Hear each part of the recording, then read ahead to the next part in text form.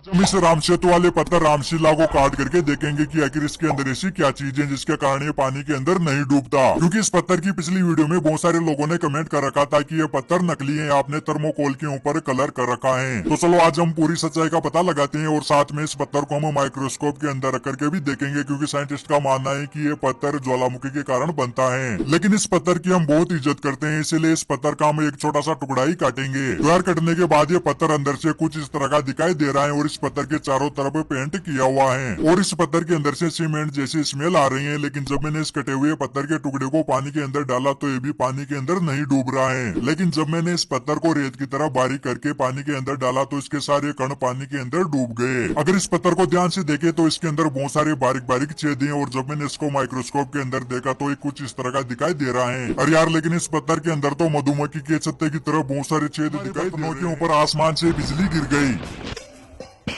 लेकिन जब मैंने जाकर के हमारी परात को उठाया तो मुझे बहुत तेजी से इलेक्ट्रिक शॉक लगा। फिर मैं इस परात को उठा करके घर पर ले आया और इसको गैस स्टोव में चढ़ा करके इस पर पानी भर दिया। फिर मैंने एक इंसुलेटेड कॉपर वायर लेकर के इसके 6 टर्न लगा दिए और इसके दोनों मुंह पर एक बल्ब को कनेक्ट कर दिया। फिर जब मैं इस बल्ब को इस परात के ऊपर लेकर के गया तो ये बल्ब बिना किसी बिजली के अपने आप ही जलने लगा, क्योंकि जब इस परात के ऊपर बिजली गिरी थी तो शायद वो बिजली इस परात के अंदर ही रह गई। कुछ ज्यादा नहीं हो गया? अरे घबराओ मत, मैं तो मजाक कर रहा था। चलो मैं आपको इस परात के पीछे का राज बताता हूँ। तो ये बल्ब इस इलेक्ट्रिक इंडक्शन स्टोव की वजह से जल रहा था, क्योंकि जब ये स्टोव चलता है तो इसके ऊपर इलेक्ट्रोमैग्नेटिक फील्ड बनता है। तो जब मैं इस बल्ब को स्टोव के ऊपर लेकर के गया तो इलेक्ट्रोमैग्नेटिक फील्ड के कारण बल्ब के वायर में इलेक्ट्रिसिटी जनरेट हो गई और हमारा बल्ब उड़ने वाले बर्तन देखे हैं। तो आज मैं इन सारे बर्तनों को आसमान में उड़ाने वाला हूँ। इसके लिए आज मैं इन सारे बर्तनों के नीचे बड़े वाले सूतली बम को रख करके फोड़ूंगा और फिर देखते हैं कि ये सारे बर्तन आसमान में कितनी ऊंचाई तक उड़ते हैं। इसके लिए आज मैं हमारे सारे बर्तनों को उठा लिया, लेकिन इस एक्सपेरिमेंट को हम एक सेफ जगह में जाकर के ट्राई करेंगे। अब मैंने एक सूतली बम रख करके इसके चारों तरफ बर्तनों को जमा दिया है। चलो अभी सूतली बम में आग लगा करके दूर भाग जाते हैं। लेकिन इस एक्सपेरिमेंट को मैं पूरी सेफ्टी के साथ ट्राई कर रहा हूँ, इसलिए आप ऐसा कुछ भी घर पर करने की कोशिश मत करना।